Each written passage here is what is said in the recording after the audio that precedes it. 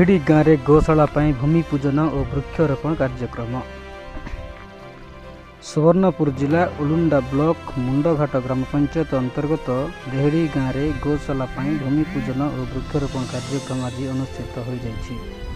एही अवसर में मुख्य अतिथि भाव में जिलापाल डॉक्टर नृपराज साहू जोग देइथिबा बेले अतिथि भाव में समाजसेवी गोविंद महाराणा, अवसर प्राप्त शिक्षक बेणीमाधव महापात्र, वनपाल प्रदीप कुमार जेना समेत शताधिक ग्रामवासी निजक सामिल करथिले।